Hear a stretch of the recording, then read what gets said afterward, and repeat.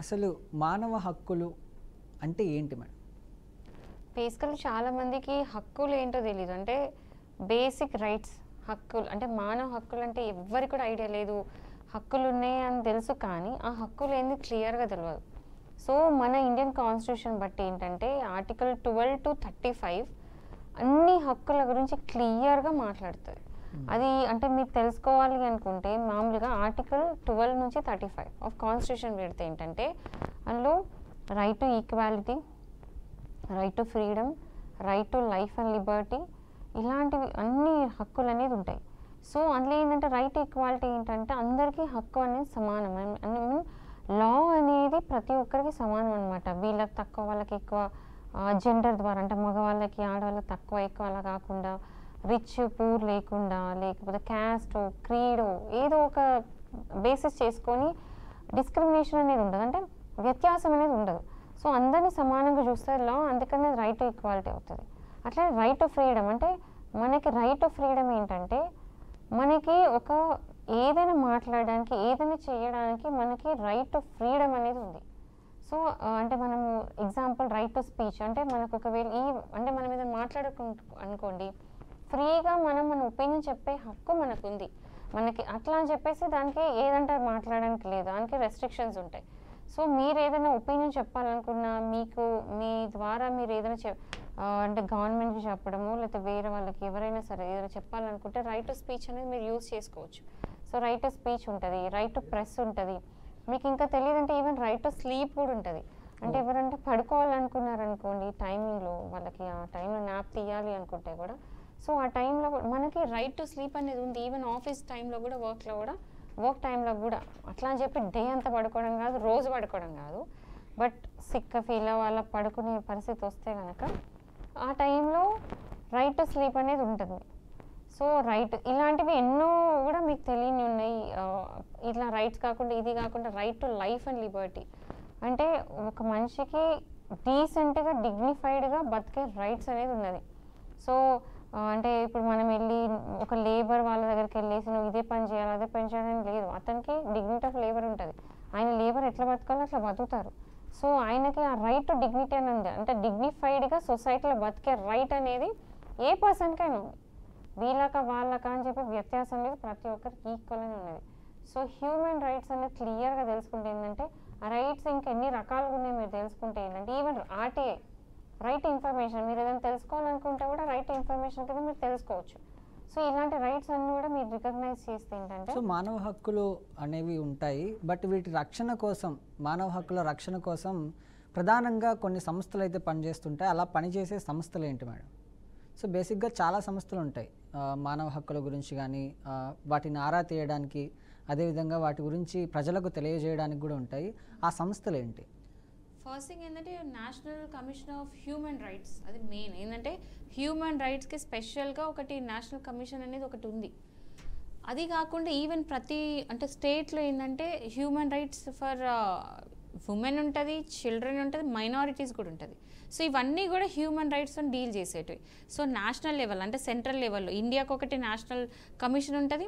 ప్రతి ఒక్క స్టేట్కి కూడా స్టేట్ వైడ్గా హ్యూమన్ రైట్స్ కమిషన్ ఉంటుంది. మనకు కూడా తెలంగాణ ఆంధ్రప్రదేశ్ కూడా ఇండివిజువల్గా స్టేట్ వైడ్గా హ్యూమన్ రైట్స్ కమిషన్ ఉన్నది. సో ఈవెన్ ఉమెన్ కమిషన్ కూడా ఉంది.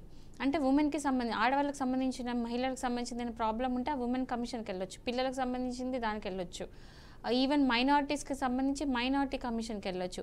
ఇదంతా కూడా హ్యూమన్ రైట్స్ కమిషన్స్ కిందనే కవర్ అవుతుంది. దాని కిందనే ఇవన్నీ సబ్ డివిజన్స్ లాగా ఉంటాయి. సో ఎవరికైనా సరే మానవ హక్కులు కనుక ఉల్లంఘన అవుతే మీరు వెళ్ళి హ్యూమన్ రైట్స్ కమిషన్లో కంప్లైంట్ పెట్టచ్చు.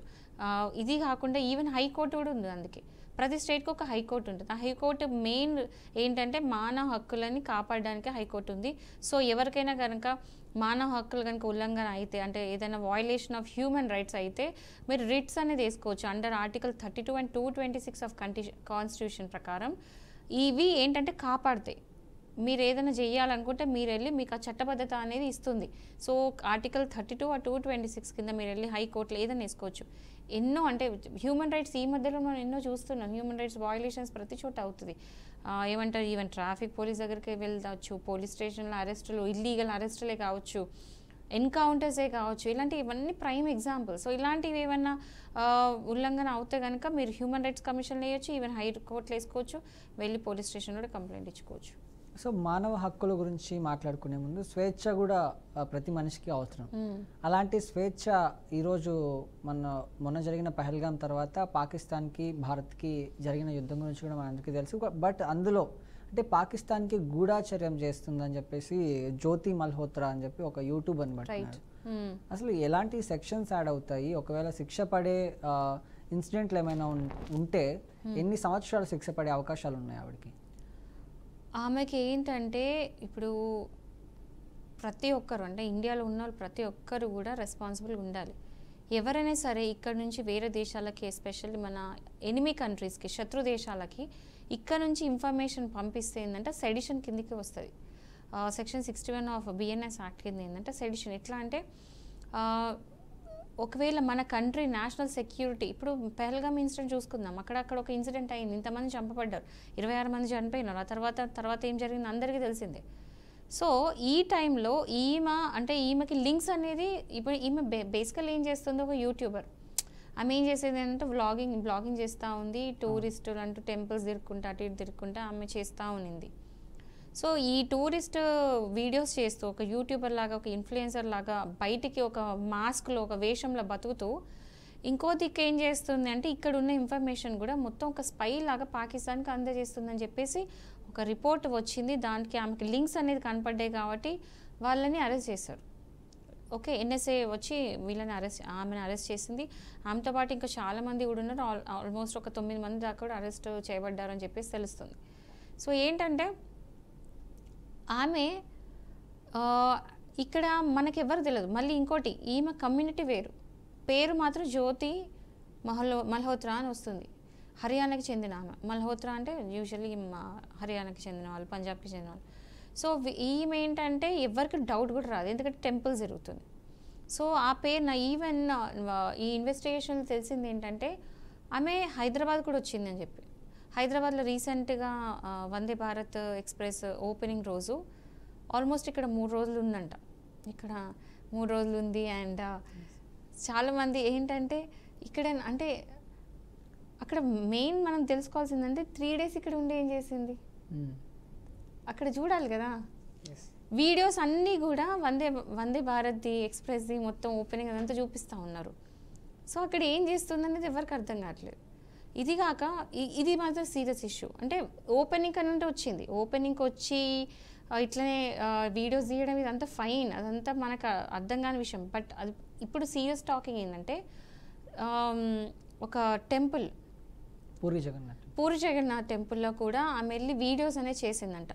సో ఆ వీడియోస్ ఎందుకు ఇంకోటి ఏంటంటే ఇంటెలిజెన్స్ రిపోర్ట్ బట్టి ఏంటంటే పూరి జగన్నాథ్ మీద అటాక్ అయ్యే ఛాన్సెస్ ఉందని చెప్పేసి కూడా ఒక ఇంటెలిజెన్స్ రిపోర్ట్ వచ్చిన టైంలో ఈమె పూరి జగన్నాథ్కి వెళ్ళి అక్కడ వీడియోస్ చేసిందని చెప్పేసి కూడా ఇన్ఫర్మేషన్ తెలియంది. ఆమెకు సంబంధించిన వీడియోస్ వచ్చినాయి. అండ్ పహల్గామ్ ఇన్సిడెంట్ కంటే ముందు ఒక 3 days ముందు ఆమె చైనాకి వెళ్ళి వచ్చినట్టుంది. అది కాకుండా ఈమె కొంతమందితో తీసిన పిక్చర్స్ అండ్ వీడియోస్, ఎవరైతే ఒక పర్సన్ ఉన్నారో ఆ పర్సన్ పహల్గామ్ ఇన్సిడెంట్ అయిన తర్వాత ఆ పర్సన్ అక్కడ పాకిస్తాన్ ఒక ఆఫీసర్తో కేక్ కట్ చేపిస్తున్నాడు. అంటే ఈమె ఎవరితోనైతే ఫోటో దిగిందో అతను పాకిస్తాన్లో కనిపించిన ఫొటోస్ ఉన్నాయి. సో ఇవన్నీ డాట్స్ అనేది కనెక్ట్ చేసుకుంటే లింక్స్ అనేది కనిపించినాయి కాబట్టి ప్రాపర్ ఎవిడెన్స్ ఉందని చెప్పేసి ఈమెను అరెస్ట్ చేయడం జరిగింది. సో ఇప్పుడు ఇదంతా యాంటీ నేషనల్ యాక్ట్స్ ఇవన్నీ కూడా. సో ఆఫీషియల్ సీక్రెట్స్ యాక్ట్ అని ఒకటి ఉంటుంది. ఆఫీషియల్ సీక్రెట్స్ యాక్ట్ కింద ఏంటంటే మన కంట్రీ సీక్రెట్స్ కింద ఉంచాలి, బయటికి పంపించద్దు. అంటే బయట స్పైయింగ్ చేసి మన ఇన్ఫర్మేషన్ ఇస్తా లీక్ చేస్తే ఏంటంటే ఇప్పుడు జరిగింది కదా, పహల్గామ్ ఇన్సిడెంట్ అయితే అయింది. సో ఇంతమంది ప్రాణాలు కోల్పోయినారు కాబట్టి ఇలాంటి వాళ్ళు ఇంకా ఇప్పుడు ఈమెను తీస్తే ఇంకెంతమంది వస్తారో కూడా తెలియదు, ఎంతమంది బయటకు వస్తారో తెలియదు. అండ్ ఈమె ఇంకొక ఇన్ఫ్లుయెన్సర్తో కూడా పూరి జగన్నాథ్ ఆ టెంపుల్ దగ్గర ఉన్న ఇంకొక ఇన్ఫ్లుయెన్సర్తో కూడా ఆమె కలవడం జరిగింది. ఆమెతో పాటు కూడా ఈమెకి కనెక్షన్స్ ఉన్నాయి. ఈమె కలిపేసి కొలాబ్ చేసుకొని వీడియోస్ తీసుకున్నట్టు ఇవన్నీ కూడా ఇన్ఫర్మేషన్ బయటికి లీక్ అయింది.